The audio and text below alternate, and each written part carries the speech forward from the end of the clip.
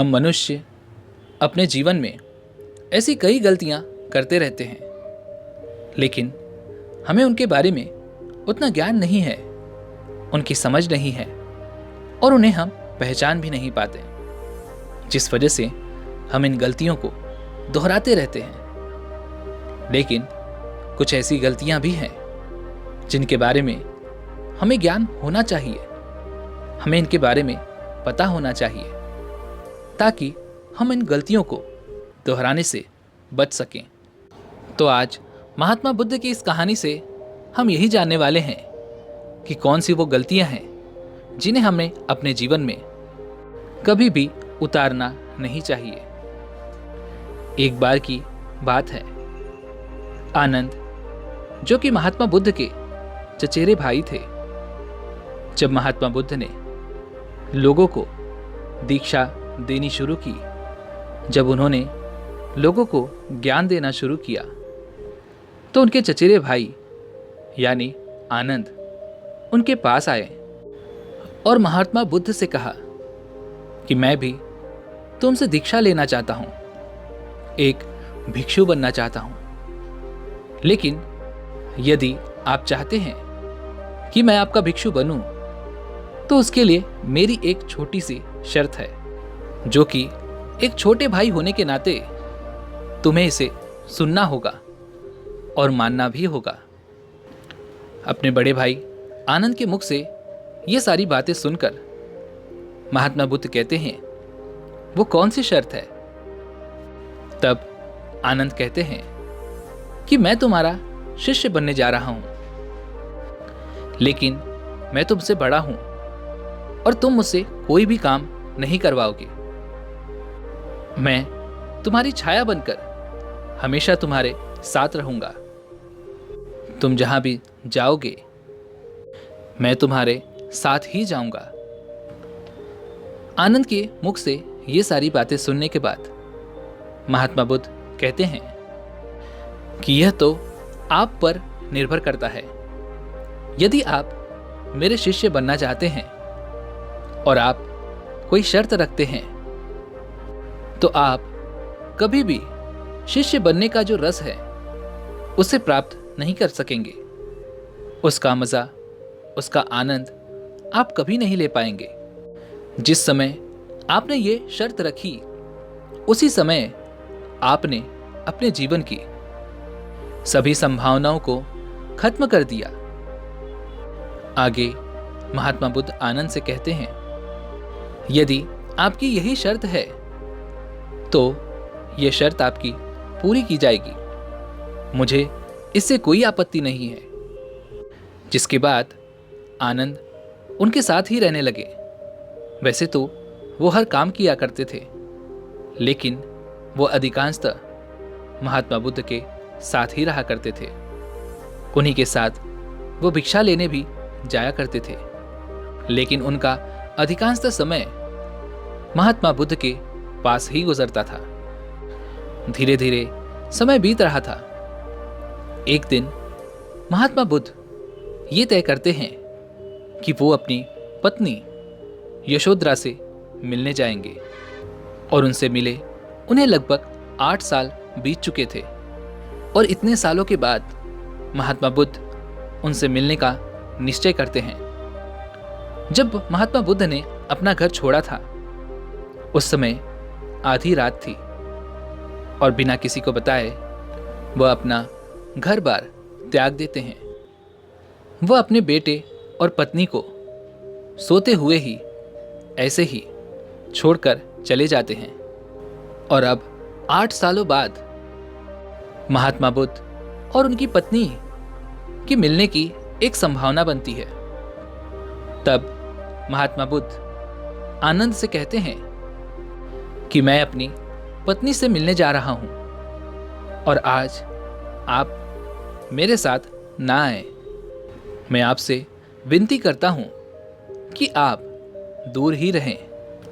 आगे महात्मा बुद्ध आनंद से कहते हैं कि पहले से ही मेरी पत्नी यशोधरा मुझ पर बड़ी ही क्रोधित है, क्योंकि मैंने आधी रात को उसे बिना बताए क्यों छोड़ दिया ये सवाल उसके मन में गूंज रहा है और अब मैं इतने सालों बाद उससे मिलने जा रहा हूं तो पता नहीं वो क्या कहेगी। और यदि अगर आप वहां पर उपस्थित होंगे और आपको एक साथी के तौर पर मैं वहां लेकर जाऊंगा तो यह ठीक नहीं होगा। इसलिए मेरी आपसे विनती है कि आप यहीं पर रहें। आपका वहां मेरे साथ जाना बिल्कुल उचित नहीं होगा। यह सुनने के बाद आनंद महात्मा बुद्ध से कहते हैं कि शायद आप शर्त भूल गए हैं। मैंने आपसे कहा था कि मैं हमेशा आपकी छाया बनकर रहूंगा, हमेशा आपके साथ रहूंगा, और तुमने मुझे वचन दिया था, तो क्या तुम अपना वचन तोड़ दोगे? उस समय यह बहुत ही असहज स्थिति बन चुकी थी। महात्मा बुद्ध अपना दिया हुआ वचन भी तोड़ नहीं सकते थे और आनंद को साथ ले जाना भी वो नहीं चाहते थे। इतने सालों बाद जब वो अपनी पत्नी से मिलेंगे तो पता नहीं उनकी पत्नी उनसे क्या कहे। काफी कुछ सोच विचार करने के बाद महात्मा बुद्ध आनंद को अपने साथ ले जाने के लिए तैयार हो जाते हैं और दोनों ही महल के लिए प्रस्थान करते हैं। जब महात्मा बुद्ध अपने महल के द्वार पर पहुंचते हैं तो यह खबर उनकी पत्नी यशोधरा तक पहुंच जाती है कि सिद्धार्थ महल आए हुए हैं। अब यहां पर यशोधरा और महात्मा बुद्ध का आमना सामना होता है। यशोधरा महात्मा बुद्ध को देखकर बहुत ही क्रोधित हो जाती हैं।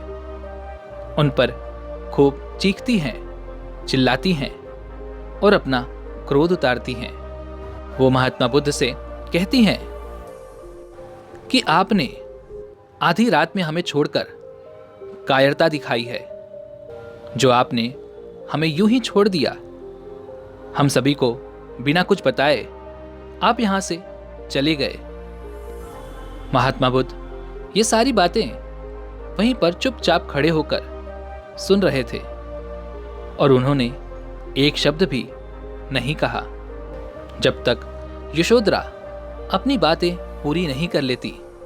जब तक यशोधरा चुप नहीं हो जाती तब तक महात्मा बुद्ध उनकी सारी बातें ध्यानपूर्वक खड़े होकर सुन रहे थे। जैसे ही यशोधरा की बातें खत्म हो जाती हैं और वह चुप हो जाती हैं, तब महात्मा बुद्ध उनकी तरफ देखते हुए कहते हैं कि तुमने जिस आदमी से विवाह किया था वह सिद्धार्थ था, जो अब नहीं रहा। वह इंसान अब जा चुका है, लेकिन जो तुम्हारे सामने आज खड़ा है वह सिद्धार्थ नहीं बल्कि मैं हूं, बुद्ध। और मैं एक भिक्षु हूं। अब मैं बुद्ध हूं। मैं एक साकार प्राणी हूं। सिद्धार्थ और बुद्ध दोनों ही अलग अलग प्राणी हैं। आप मेरी तरफ ध्यान से देखिए। आपको सिद्धार्थ नहीं बल्कि बुद्ध नजर आएगा। महात्मा बुद्ध की इन सभी बातों को सुनने के बाद यशोधरा क्रोधित होकर कहती हैं कि ये सारी बातें, ये सारी शर्तें आनंद पर लागू होती होंगी। मैं इन सब बातों को नहीं मानती। मैं तो बस इतना जानती हूं कि आप मेरे पति हैं और ये आपका बेटा है। और जिस तरह से आप मुझे यूं छोड़कर गए थे, उसे तो ये भी नहीं पता कि आप कायरता के भांति इसे सोता हुआ छोड़कर चले गए थे। यशोधरा बहुत ही क्रोधित थी। उनके मन में ऐसी कई सारी बातें अभी भी पनप रही थी जो वो महात्मा बुद्ध से कहना चाहती थी। इतने सालों से जो उनके मन में क्रोध था वो महात्मा बुद्ध पर निकालना चाहती थी।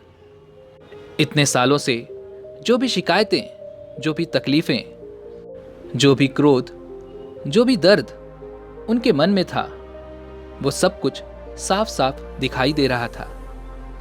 यशोधरा ने वह सारी बातें महात्मा बुद्ध से कह दी जो कि वो कहना चाहती थी।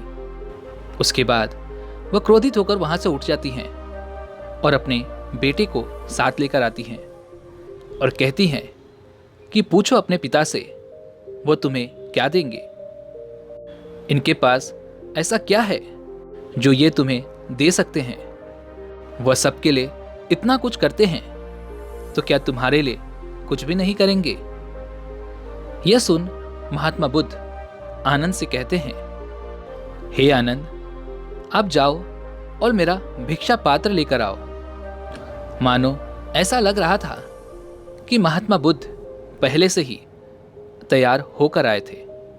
महात्मा बुद्ध के कहे अनुसार आनंद महात्मा बुद्ध का भिक्षा पात्र लेकर आते हैं और फिर बुद्ध अपने बेटे को बुलाते हैं और वह भिक्षा पात्र उसके हाथों में थमा देते हैं और कहते हैं कि मैं नहीं चाहता कि तुम एक राजा के रूप में पीड़ित रहो, इसलिए मैं तुम्हें स्वतंत्रता देने आया हूं, आजादी देने आया हूं। मेरे पास बस यही एक मेरी विरासत है और यह है मेरा भिक्षा पात्र। महात्मा बुद्ध अपने भिक्षा पात्र को अपने 8 साल के बेटे को सौंप देते हैं और वह सन्यासी बन जाता है। आनंद वापस बिहार की ओर लौट आते हैं।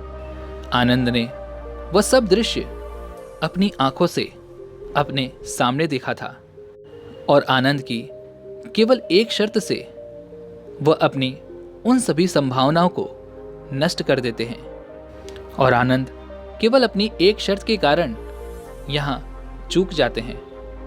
जब महात्मा बुद्ध अपनी अंतिम सांसें ले रहे थे, यानी जब उनका अंतिम समय आ चुका था, तब बुद्ध से मिलने केवल प्रबुद्ध शिष्य ही अंदर जा सकते थे।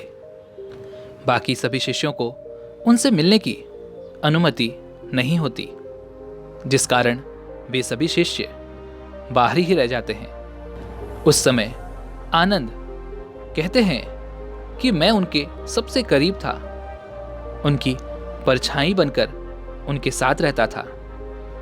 मैं उनके साथ भिक्षा लेने जाया करता था, उनका ख्याल रखता था। फिर भला मैं उनके घेरे से बाहर कैसे हो गया? ऐसा मेरे साथ क्यों किया गया? मुझे उनसे मिलने क्यों नहीं दिया गया? जब लोगों ने गौतम बुद्ध से यह प्रश्न पूछा, तब महात्मा बुद्ध ने कहा कि कोई भी व्यक्ति भला एक चम्मच से कैसे स्वाद पा सकता है? उसका भरपूर स्वाद वो कैसे ले सकता है? यदि आपको सच में उसका सुख लेना है, उसका स्वाद पाना है, तो आपको आपकी जीभ के प्रति भी जागरूकता होनी आवश्यक है। जिस पल आप जीवन में परिस्थितियां निर्धारित करते हो, तो तुम निर्जीव हो जाते हो। तुम केवल एक चीज में ही सिमट कर रह जाते हो और तुम अपने जीवन में दूसरे चीजों को भी कम करने की कोशिश करने लग जाते हो। तो दोस्तों, क्या किया जाए जिससे हम अपार और अद्भुत संभावनाएं देख सके? आनंद ने तो केवल एक शर्त के कारण उन अपार संभावनाओं को खुद ही नष्ट कर दिया। एक भिक्षु के जीवन में मौन का, भिक्षा मांगने का, उपदेश देने का, हर तरह की प्रक्रिया का, इन सभी को एक अलग ही महत्व दिया गया है। और जब कोई भिक्षु इन सभी प्रक्रियाओं से दूर रहता है, इनके बारे में कुछ जानना नहीं चाहता या फिर इनके बारे में कोई विचार नहीं करता, इनके बारे में कोई सोच नहीं रखता, इसके गहन भाव को समझने की कोशिश नहीं करता, तो अपने पूरे जीवन काल में कभी भी एक संपूर्ण भिक्षु नहीं बन पाता। जिस प्रकार महात्मा बुद्ध के पास उनके अंतिम समय पर केवल उनके प्रबुद्ध भिक्षु ही, यानी उनके प्रबुद्ध शिष्य ही उनसे मिल सकते थे। और ये वो शिष्य थे जिन्होंने महात्मा बुद्ध के ज्ञान को सिर्फ समझा नहीं, बल्कि उन्होंने इस ज्ञान को अपने जीवन में भी उतारा था और हर दिशाओं में जाकर उन्होंने महात्मा बुद्ध की आज्ञा अनुसार उस ज्ञान का प्रचार और प्रसार भी किया था। उन भिक्षुओं का जीवन पहले कैसा था, वो इसे भूल चुके थे।